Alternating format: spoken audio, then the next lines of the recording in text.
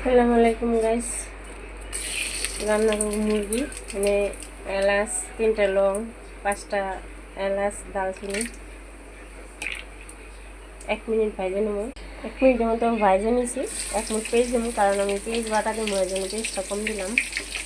দেখে ভাজে নেব একটু।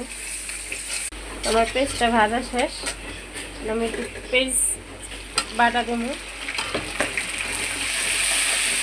পেঁয়াজ বাটাটা লাড়াচাড়া দিয়ে অনেকক্ষণ একটু ভাজে নেব, 2-3 মিনিটের মতো। পেঁয়াজের গন্ধটা যেন জায়গা 2 মিনিটের মতো পেঁয়াজটা ভাজে নিচ্ছি। পেঁয়াজের গন্ধটা এনে 3 টেবিল চামচ আদা রসুন বাটা আছে।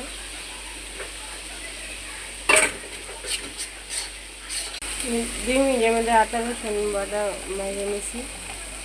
2 টেবিল চামচ হলুদ দিয়ে দিলাম, 2 টেবিল চামচ মরিচ দিলাম। আমি পানিটা একটু পরে দেবো। ধনের গুঁড়া দিয়ে দিলাম 1.5 টেবিল চামচ, দিয়ে এগুলো ভালো করে লাড়াচাড়া দেবো। 2 মিনিটের মধ্যে তেলে ভাজে নেব। এবার 2-3 মিনিট ভাজে নিয়েছি। ব্লেন্ডার খোলানো পানি দিয়ে দেবো একটু মশলাটা কষানোর জন্য।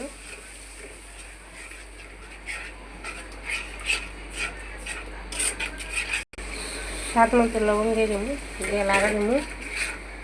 মশলার মধ্যে যতক্ষণ তেল না ভাজবো ততক্ষণ আমি মশলাটা কষাইতে থাকি। তো দেখতে পাচ্ছি না, মশলাটা কষানো হয়ে গেছে, তেল ছাড়িয়ে দিয়েছে। আমি এখন এনে 1 কেজি পরিমাণ মুরগি দিয়ে দেবো, দিয়ে ভালো করে কষাবো। এখানে কিছু আলু দিয়ে দেবো, আলু দিয়ে মুরগি রান্না করবো। এখানে 2 টেবিল চামচ ধনিয়া, 2 টেবিল চামচ জিরা, 5টা শুকনো মরিচ হালকা একটু ভাজে গুঁড়া করে নিচ্ছি। আমি এর উপরে এখন দিয়ে দেবো, দিয়ে লাড়াচাড়া।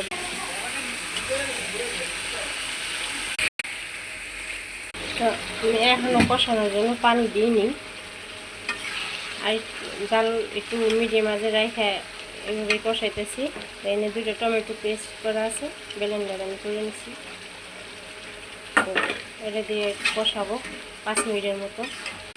এখানে পানি দিব না কষানোর জন্য, যতটুকু আছে এটা দিয়ে আমি মুরগিটা কষাই নেব ভালো করে। জালটা মিডিয়াম আছে। আমি এখানে কোনো কষানোর জন্য এক্সট্রা পানি দিই, মশলা দিয়ে আমি মিডিয়াম জালে কষাই নিলাম 10 মিনিট। এখন আমি পরিমাণ মতো পানি দিয়ে দেবো। ব্রয়লারের মুরগি পানি অল্প দেবো, পরিমাণ মতো দিচ্ছি, রেখে দেবো। মুরগি রান্না হয়ে গেছে, 10 মিনিট রান্না করে নিয়েছি, আর নামাবো।